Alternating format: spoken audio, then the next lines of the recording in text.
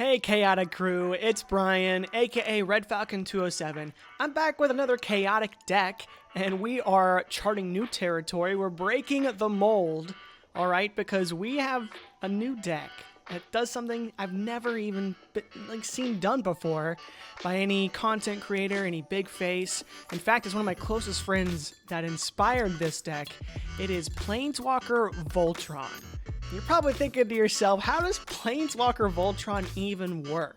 Well, we're going to get into it, but pretty much it centers around all of those talents in the March of the Machine commander set, and that's why I named this deck the Talented Mr. Carthalion, because we have to have a 5-color commander to put all these talents into one deck, and the only 5-color Planeswalker that can be our commander, Jared Carthalion. So we're really going to dig into how we can make a Planeswalker Voltron deck and try to have some fun.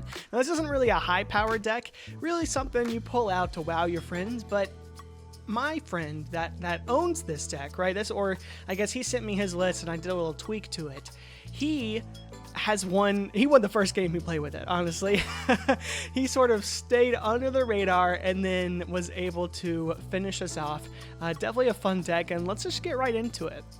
So really, the crux of this deck is being able to do lots of things and put lots of enchantments onto our Planeswalker, and that's where these talents come in. We've got Vivian's talent, Teferi's talent, Liliana's talent, Elspeth's talent, and Rowan's talent. And then we also have Luxior, Giada's gift, to help out as well, but we'll get back to that later. These talents can only enchant Planeswalkers, so we're going to put these on our commander, and they're going to help out. Vivian's talent, probably the least helpful out of the bunch, but it's super cool. It gives another activated ability and a triggered ability like the rest of the talents. +1, look at the top 4 cards of your library. You may reveal a creature or land card from among them, put it into your hand, put the rest on the bottom of your library in a random order.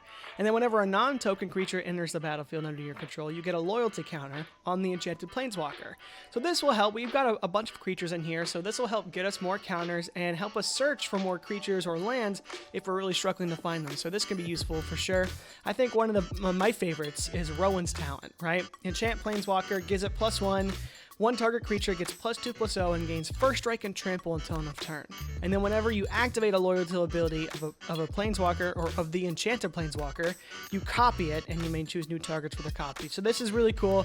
Now, Jared Carthalion, he doesn't have amazing abilities. He gives you a 3/3, he can put counters on stuff, and then he pretty much regrowths a multicolored card from your graveyard to your hand. So not super great, but with some of the synergies we have going on, I really love Rowan's talent. Teferi's talent, probably one of the more busted ones, right? Because it gives it a -12. You get an emblem with you may activate loyalty abilities of Planeswalkers I control or you control with anytime you could cast an instant. So whenever you do that, you can keep doing on each player's turn. So this kind of goes out of control. Probably definitely the best one of the talents. And then whenever you draw a card, you put a loyalty counter on Enchanted Planeswalker. So if you have another Planeswalker that's drawing you cards or some other way to draw cards, can really help boost your loyalty count. Liliana's talent, super good. Gives it a -8 to put all creature cards from all graveyards onto the battlefield under your control. Very helpful. And then whenever a creature deals damage to Enchanted Planeswalker, destroy that creature. So a bit of protection on this 2-mana enchantment, which is really nice. And then the last talent, Elspeth's talent, +1. Create 3 1/1 white soldier creature tokens, and then whenever you activate a loyalty ability of Enchanted Planeswalker, creatures you control get +2/+2 and gain vigilance until end of turn. That's really nice. It makes a bunch of blockers for your commander, right? If you just need blockers, it's great, but it also buffs your creatures, which can be really helpful because, yes, these enchantments help make your Planeswalker commander better, and that's sort of half of this Planeswalker Voltron strategy. The other half is we can actually turn our Planeswalkers into creatures and swing face, right? So that's what we're going to be doing here for the second half of this Planeswalker Voltron. It's a little bit half of what you think a normal Voltron deck is, and then a little bit of its own kind of thing, which is really cool. And the main way we're going to do that, Luxior, Giada's gift, you can equip Planeswalkers with it, and Planeswalkers get or the creatures, excuse me, get +1/+1 for each counter on it, right? So equipped permanent isn't a planeswalker as well. So you equip it to your planeswalker, aka your Jared. It becomes a creature, and then it gets +1/+1 for each counter on it, which you might not think is that big of a deal, but oh my gosh, Jared's -3. Choose up to 2 target creatures for each of them. Put a number of +1/+1 counters on it equal to the number of colors it is, right? So turn 5 or 4, you're playing Jared. Then next turn you get, on the turn 4 or 5, you get a 3/3 Kavu. Next turn, you get Luxior, equip it to Jared. And then you -3, give both the Kavu and Jared +5/+5 counters, which with Luxior is going to give it 10/+1, and it's going to give it +10/+10 essentially. So Luxior is definitely the best card to make Jared a creature, but we've also got a couple others. Sarkhan the Masterless, a fellow planeswalker. It's making our commander with the +1 a 4/4 red dragon creature until end of turn with flying. So, I mean, you're just going to be able to slap in as a 4/4 flyer every turn if you want to. There's going to be people who can't block, or some unlucky poor guy or girl with no flyers, right? So you're going to be able to hit in really well there. And then Sparkshaper Visionary, really good way to also make our commander a creature. Beginning of combat, choose any number of target planeswalkers. Until end of turn, they become 3/3 blue bird creatures with flying, hexproof, and whenever this deals combat damage to a player, scry 1. So definitely super fun there, and what's really great about this card is it gives hexproof to your commander. That's the biggest downside of turning our planeswalkers into creatures, is that they lose their sturdiness, because it is so much easier to remove creatures than it is to remove planeswalkers. So it's not super ideal. I mean, if you're swinging in with the 3/3 commander every turn, it's going to take 7 turns, and Jared costs 5 mana, so we don't want to be swinging in for just 3 every time, which is why we have a few other cards here to help out. Some extra combat stuff like Resurgence, Aurelia, and Last Night Together. I made these all multicolored so you can get them back from your graveyard with, Jared in case you need them. Boros Charm can give a double strike. Duelist Heritage could give double strike. It can also sort of sway people from attacking you as well. If we had more talents, if they printed more, you could justify making this into a enchantment-based deck already. Actually, even now you could probably put in some more enchantment support and make this just mainly enchantments and auras. And you see, we do have Open the Armory to help get Luxior or one of the talents to our hands, right, if we need it. But you could definitely turn this deck into more of an enchantment-based strategy. But I think what I have going on right now, and what my friend has going on, Chandler, shoutouts to you, Chandler, is a lot more fun. So let's just get into the rest of the deck. That's pretty much the main game plan here.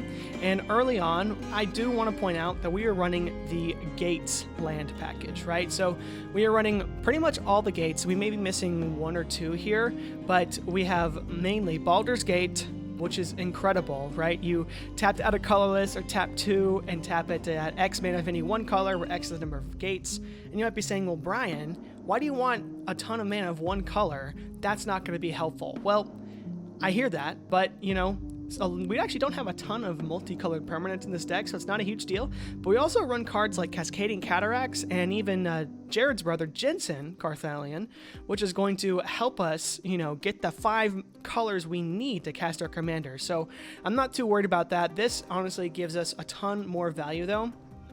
And as a 5-color mana base, Gates is probably the best you can do at this point, right? We're running all the guild gates. We also need Gone Gate, wherever that sucker is over here. Right here, Gone Gate. Gates you control enter untapped, which is super important, and then it can tap to add 1 mana of any card that a gate you control could produce. So most of the gates enter tapped by themselves, but Gone Gate, which is searchable because you have plenty of cards that can search the gate type, right? It's going to make all your lands enter untapped. Now, 2 important things when we're making our commander a creature to swing in. A lot of times, blockers can be annoying, right? We don't really have a ton of evasion for our commander. But, lucky for us, the Black Gate, another gate, helps us out with that. It can make it so that a creature of ours can be unblocked this turn, like, unblockable to the opponent with the highest life. So definitely good there. And then we also run Rogue's Passage because we just want to make our commander unblockable. Both solid options. We have a really good ramp package here, right? So we have some artifacts, Navigation Orb, searches for gates, which is perfect. Chromatic Lantern's good. Delighted Halfling to make it so our commander's not countered. Fabro Elder can really start, you know, doing some work once our commander's out, but a lot of our lands tap for more than one color, so we don't lose the value on casting Fabro Elder, because sure, it'll tap for the same colors as it cost, but then, you know, the lands that you paid for it can usually tap for other colors as well. So really helpful way to get Jared out. Felwar Stone. Gatewatch Beacon just gives an extra loyalty counter to our commander, and then we've got a couple untap lands, because when we make tons of mana with Baldur's Gate and then untap it, we just get so much value. So really good there. Let's go into the gate fixing, right? We have a bunch of ways to get the specific gates we need out of our deck, and we already saw one with Navigation Orb, but Circuitous Route can search for gates, District Guide, Gatekeeper Vine, Nine Fingers Keen, really good in this deck, Open the Gate, Sylvan Scrying. All these cards really get the exact gates you need and can really help, you know, fix the mana base as you need it to do. So it's really good there. Some more value pieces here. We can proliferate and make more creature tokens. We have Oath of the Fairy to double up our Planeswalker's abilities. Reconstruct History is a great way to get some of the talents or Luxier out of our graveyard, and if this somehow is discarded into the graveyard for whatever reason, Jared's big minus can get it back out. A couple Proliferators and Guild Summit to help us draw some cards. So lots of really, you know, good utility here, I would say, in this more value package. And then pretty much how we're going to be surviving is because we're going to make it so that our opponents don't want to attack us. That is probably the biggest thing, and you know, the best way we're going to do that is Pramicon, Sky Rampart, right? Or even Teo, Geometric Tactician. Both of those can make it so that, you know, players can only attack the right of them or to the left of them, and so those two are definitely huge. Teo also makes a 0/4 flyer that is a great blocker. Tomik makes it so that if people are attacking you or your planeswalkers, you're drawing cards. Brina makes opponents want to attack other opponents. Deification sort of protects your commander, right? As long as you have a creature, which we do have lots of in this deck, it's never gonna die by damage. We have Silent Arbiter to make it harder to attack us and our commander. Archangel of Ties not only makes it, you know, hard for our opponents to attack us, but also for them to block our commander, right? So that's definitely helpful. And then Tameo Field Researcher, probably one of the best planeswalkers to have in here, because you're +1, if they deal damage, you're gonna draw cards. So it's just really good way to not only deter your opponents, but hey, if they need to attack, you're drawing cards off of it. And then that -7, draw 3 cards, and then you essentially get Omniscience is really good. So definitely, definitely a great package. Pariah is the sleeper pick, I think, in my friend Chandler's original build. He had sort of a combo with Pariah that he had a creature that, like a Brash Tawner, that would make it so that any damage dealt to that would be put anywhere else. And I think you could definitely go that here. I think Pariah is just a fun card in general about, you know, politics and putting on your opponent's creatures and making them have to sacrifice their best creature essentially to do anything to you. So I think that is pretty fun there. And then last but not least, we do have some control pieces, some board wipes, the Eternal Wanderer, Ruinous Ultimatum, Promise of Loyalty. This one's really fun too, because you're not wiping the board per se, but you're making it so that your opponents are going to have a hard time hitting you for the next few turns. And it's just a really good board wipe there. We've got lots of counters, some removal, and pretty much, yeah, whenever they do decide to attack us or do decide they want to remove Jared, we have responses for it. You can tell we don't have a ton of planeswalkers in here. It's because the main, you know, name in the game is Jared. So let's see how it plays out. All right, we have the first game. I'm a fan of this one. We have 3 lands, and we will probably choose black so we can get Brina out pretty early here with Seagate. So let's go ahead and go and take our first turn. Drawing a 6-drop, not ideal. We'll go ahead and play Seagate and call black. Turn 2, okay. I kind of wish we held the Seagate, because I think having green would be better, but that's all right. We'll play the Azorius Guildgate tapped, and then we'll move to turn 3. All right, turn 3, we're forced to play the Brina, which is good. And we'll probably have a couple counters. Turn 4, not ideal, but we will get to draw a card and put some counters on it. So we do draw is at Guildgate, which is a good land. We'll play that for turn 4. We're kind of struggling at this point. We have a Voidrin in hand, and maybe depending on what we draw, we can get our commander out, but we're starting to not do so much. I think we just hold up answers in this hand. We have Dovin's Veto and Voidrin to do anything, so we'll go to turn 5. We do draw the Guildgate, so I think, again, it's not, well, it is green, so we could play that. But first, we'll attack this to draw Karn's Bastion. Yeah, I think we play the Guildgate here, and then we do have 4 mana, and we can play... I mean, you probably just want to keep answers in here again. This way you can counter a spell and copy it. So definitely a good control factor right now. Okay, we have Guild Summit, which is nice too. So we have 6 lands. We could play the Eternal Wanderer, wipe the board.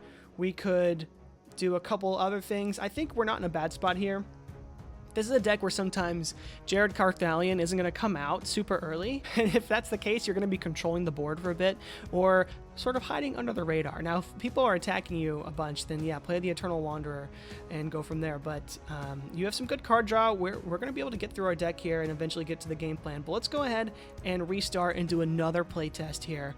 Now, we have Path of Ancestry, 2 more gates, a talent...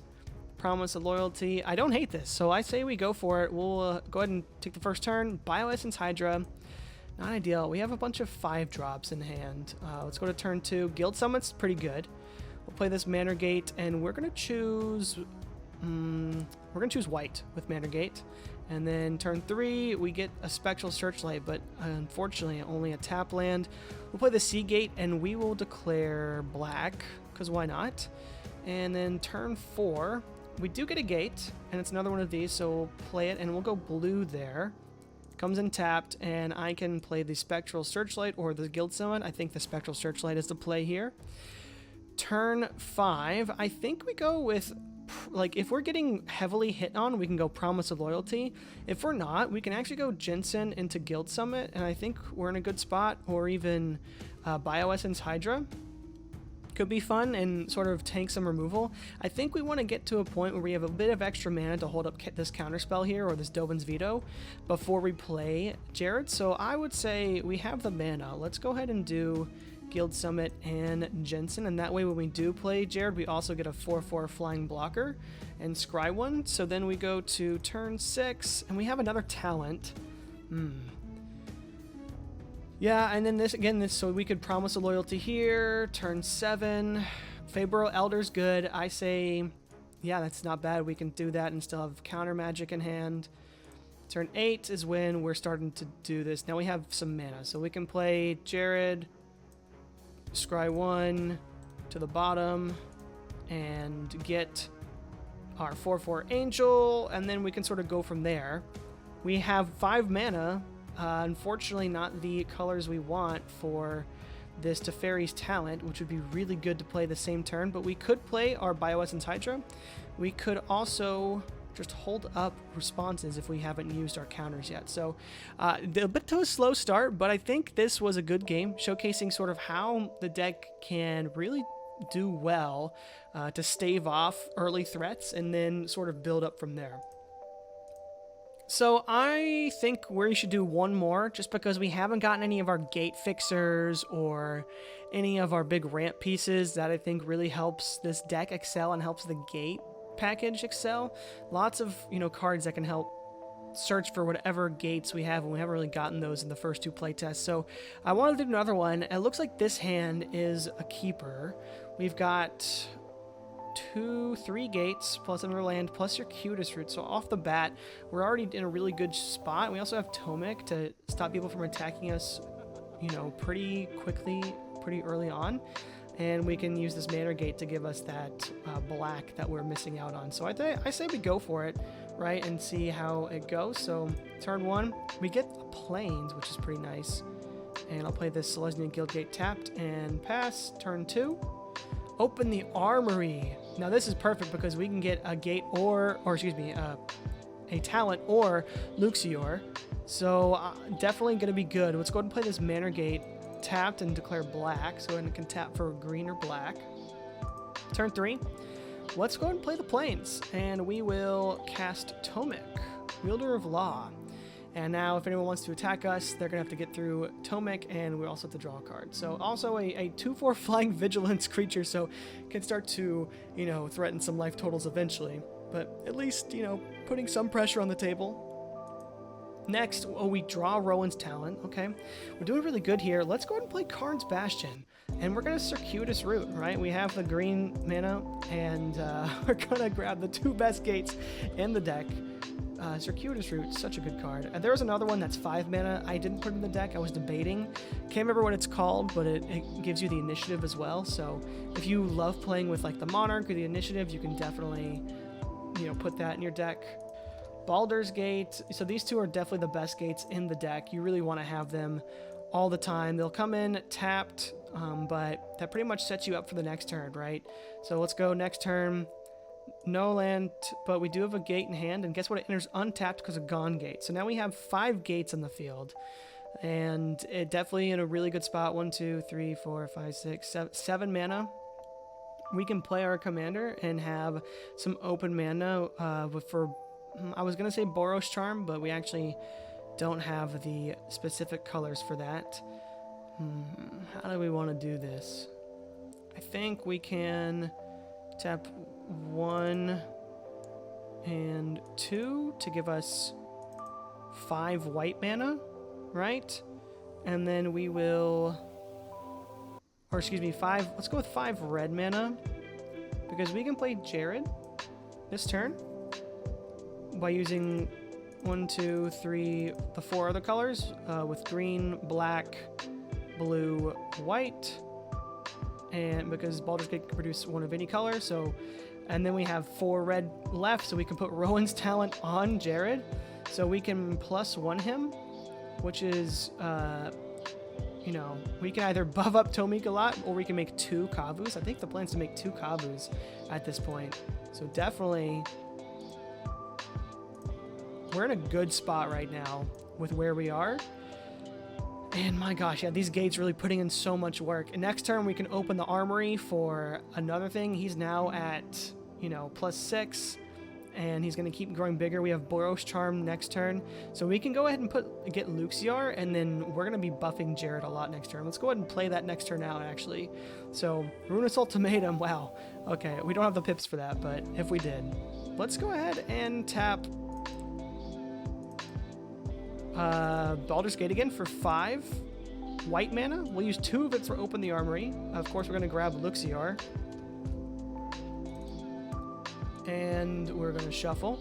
We'll use the next 2 mana, so we still have 1 floating, to cast Luxiar and equip Jared Carthalion, which makes Jared a creature now, right? Then we're going to -3 Jared to 3. So he's only getting +3/+3 from Luxior, but he's going to give himself 5 +1/+1 counters, and we're going to give Tomit, or one of the Kavus, +1/+1 counters as well. And then after we do that, Luxior is going to essentially give him another +5/+5. So it'll be 13/13, Jared Carthalion. Rowan's Talent can give himself +2/+0 first strike and trample until end of turn, and can copy that when he does that. So I think we'll do that. We'll add a counter. Add +4, and because you added a counter, it adds another to Luxior, so 14 plus 15, 16, 17, 18, right? Holy cow. And we still have 1 white floating. We could go ahead and give Boros Charm to make him indestructible. I don't think we want to, or excuse me, Double Strike. I don't think we want to do that quite yet. We'd probably want to wait for answers, because people are definitely going to want to remove Jared. And if no one has an answer, we can just kill someone this turn. So very fun. I'm so glad I got to showcase the fun shenanigans this deck can pull off, right? And this is definitely more early game than you're going to be used to seeing this sort of stuff pop off at. But this is really what this deck is all about. And I hope you try to build it, have a fun time. Thank you so much, Chandler, my close friend, for the amazing deck idea. If you've got a fun deck idea you want me to build, put it in the comments below, and I'll see what I can do, see what I can whip up. But otherwise, I really appreciate you joining me for another chaotic deck. Hope you guys have a great week, and I'll see you next Friday. Take care. Bye.